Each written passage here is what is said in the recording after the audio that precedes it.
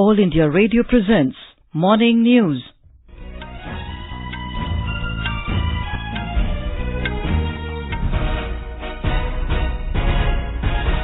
Good morning, I'm Anuja Kumar. The headlines. Prime Minister Narendra Modi reaches Osaka for G20 Summit to hold talks with his Japanese counterpart Shinzo Abe this morning. Prime Minister asks all parties to participate in the dialogue on One Nation, One Election to save time and money for development. Government to provide broadband connectivity under BharatNet project to all gram panchayats in the country. Home Minister Amit Shah to review security situation in Jammu and Kashmir today. And in ICC Cricket World Cup, Pakistan beat New Zealand to keep semi-final hopes alive. India to face West Indies today. Prime Minister Narendra Modi reached the Japanese city of Osaka this morning to attend the G20 Summit to be held tomorrow and the day after. On the sidelines of the summit, Mr. Modi will meet with the leaders of major partner countries. The Prime Minister will hold talks with his Japanese counterpart, Shinzo Abe, this morning. He is scheduled to meet US President Donald Trump tomorrow and discuss important issues of bilateral and global importance. In his departure statement, Mr. Modi said he is looking forward to discussing with other global leaders major challenges and opportunities faced by the world. The Prime Minister said G20 Summit will also be a platform for sharing India's strong developmental experience of the last 5 years. Mr. Modi added that the summit will be an important stepping stone for India towards hosting the G20 Summit in 2022, when the country will usher in a new India in the 75th anniversary year of the independence. Our correspondent covering the Prime Minister's visit reports that the theme of the Osaka Summit is Human-Centered Future Society.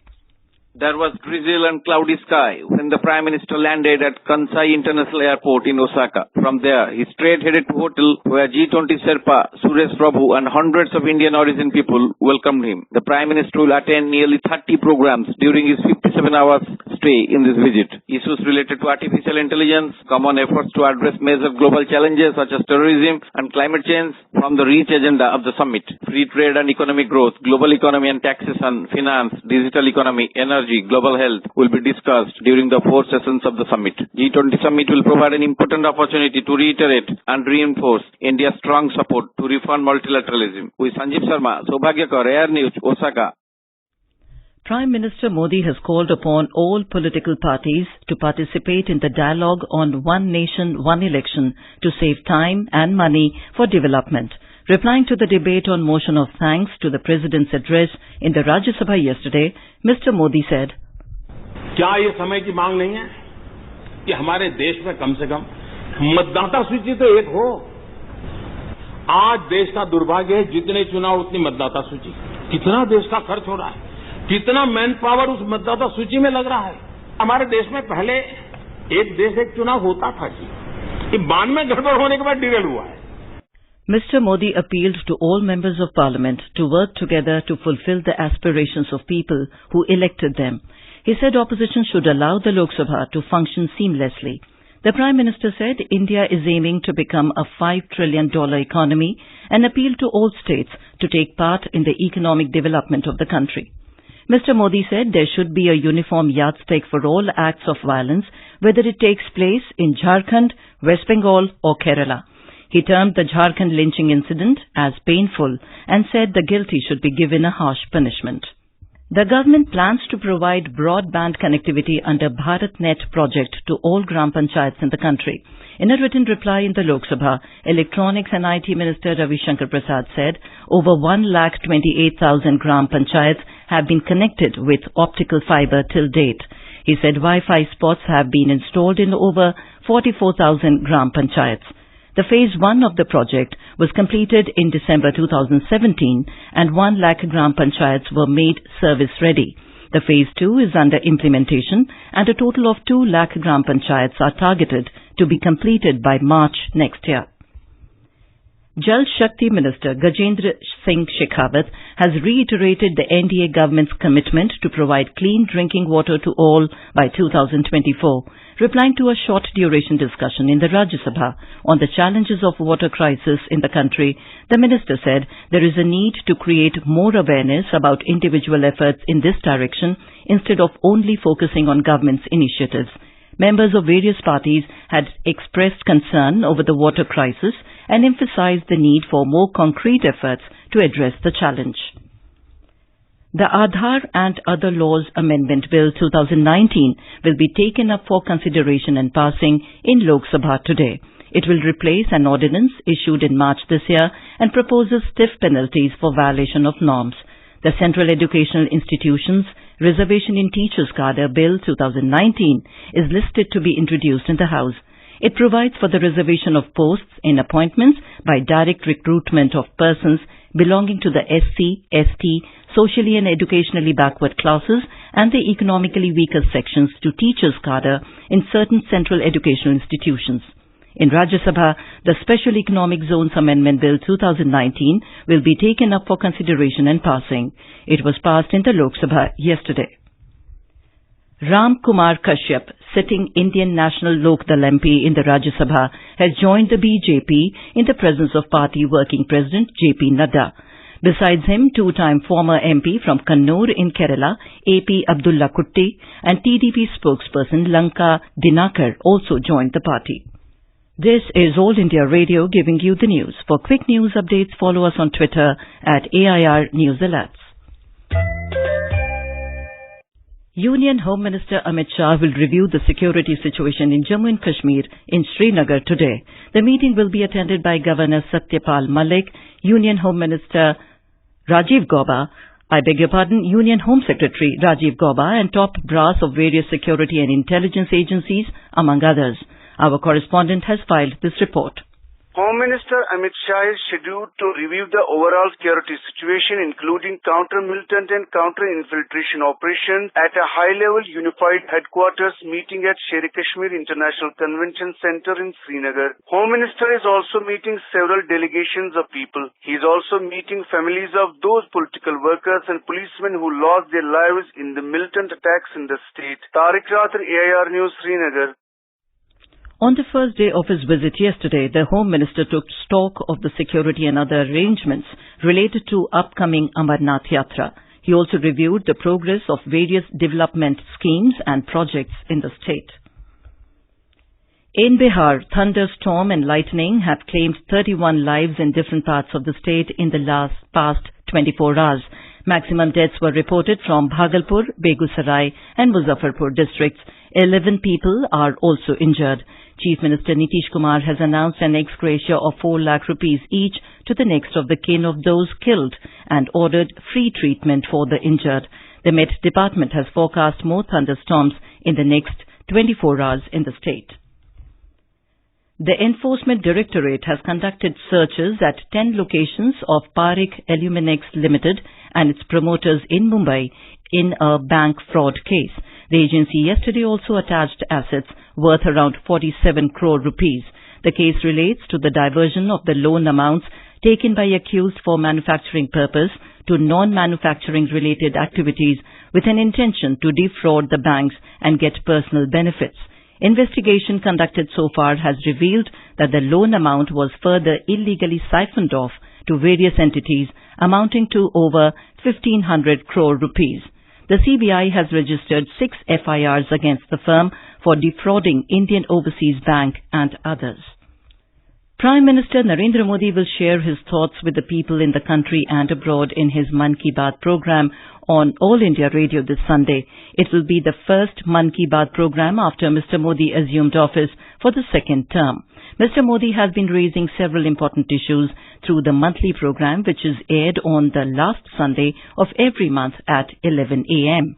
In his address on 14th December 2014, the Prime Minister had expressed serious concern over growing menace of drugs among the youth in the country. He had termed drug addiction as a psycho-socio-medical problem and said it is leading the youth to darkness, destruction and devastation. बालक जो इस बुराई में फंसता है तो कभी कभी हम उस बालक को दोषी मानते हैं। हकीकत ये है कि नशा बुरा है। बालक को ही धुतकार देंगे तो और नशा करने लग जाएगा। ये अपने आप में एक साइको सोशियो मेडिकल प्रॉब्लम है और उसको हमने साइको सोशियो मेडिकल प्रॉब्लम के रूप में ही ट्रीट करना पड़ेगा। Minister of Social Justice and Empowerment, Thawar Chand Gehlot, said the government started a survey program across the country last year to determine the number of people addicted to drugs. देश के सभी राज्यों में A survey is being conducted in all the states. The initial reports of the survey is very worrisome. We are all citizens of India and it is our duty to keep the country healthy and therefore it is necessary that everyone stays healthy. इसलिए लोगों का निरोगी होना जरूरी है। The government has given a 2-year extension to the construction work related to Polavaram multipurpose project in Andhra Pradesh. Talking to reporters in New Delhi, Environment Minister Prakash Javadekar stressed that the project is very important to the people of the state as it will irrigate nearly 3 lakh hectares of land. In international news, in Madagascar, at least 16 people were killed and dozens injured in a stampede at a stadium hosting National Independence Day celebrations in capital Antananarivo. The accident occurred last night outside the Maha Masina Stadium, where several thousand people had gathered for a concert following the traditional military parade held to mark the national holiday. In the United States, Republican-led Senate has approved bipartisan legislation to address the humanitarian crisis along the U.S.-Mexico border with more than $4 billion in supplemental funds and new requirements for the care of detained migrants. The approval comes less than 24 hours after the House of Representatives passed a measure that was similar but had more restrictions on how the Trump administration could use the money. That House bill was rejected in the Senate. And now news from the ICC Cricket World Cup. Pakistan kept their hopes of sealing a semi-final berth alive when they defeated New Zealand by 6 wickets at Birmingham last night. Opting to bowl, Pakistan first restricted the Kiwis to 237 for 6, with 19-year-old paceman Shaheen Afridi ripping through the top order with pace and swing. He bagged 3 wickets and gave away just 28 runs in 10 overs, including 3 maidens. Then with the bat, Pakistan overhauled the target with 5 balls to spare, riding on man of the match Babar Azam's unbeaten 101, which was his maiden World Cup century and 10th in ODIs. In the process, he became the second fastest batsman to reach 3,000 ODI runs in terms of innings. He reached the milestone in 68 matches, one less than West Indies great Vivian Richards. South African Hashim Amla is still the fastest to achieve the feat in 57 innings. Team India will look to maintain their unbeaten streak when they take on the West Indies in their 6th round-robin match at Manchester today. All India Radio will broadcast live commentary on the game from 2:30 p.m. India are on the verge of sealing a semi-final berth. They just need 2 more wins in 4 matches. Savi Hassan Khan, AIR News. And now for an overview of today's newspapers, it's over to Saira Mujtaba. Thank you, Anuja. India and US playing down their differences in a friendly spirit through dialogue occupies the front page story in all the dailies. India's interest to rule S-400 deal, headlines The Pioneer. On the PM speaking out on Jharkhand attack, the Indian Express writes, saddened, guilty must be punished. The Times of India cites the Prime Minister mentioning the AES deaths in Bihar as a matter of shame. Reversing a year-old protocol, Supreme Court released a new work roster of top 5 judges being given PIL cases. CJI tweaks Supreme Court roster, 5 top judges will hear PILs, writes the Hindustan Times. Government looking for sites in Bathinda, Patiala to meet the rising energy requirements, the Tribune says. Centre for Nuclear Plants in Punjab. And finally, now call or chat without network, reports the Asian Age, about a new technology dubbed Mesh Talk that would allow users to call or chat across medium distances without using traditional methods such as Wi-Fi or Bluetooth. And with that, it's back to you, Anuja. Thank you, Saira. And now, before we end the bulletin, the headlines once again. Prime Minister Narendra Modi reaches Osaka for G20 Summit to hold talks with his Japanese counterpart Shinzo Abe this morning. Prime Minister asks all parties to participate in the dialogue on One Nation, One Election to save time and money for development. Home Minister Amit Shah to review security situation in Jammu and Kashmir today. And in ICC Cricket World Cup, Pakistan beat New Zealand to keep semi-final hopes alive. India to face West Indies today. With that, we end the morning news. Have a nice day.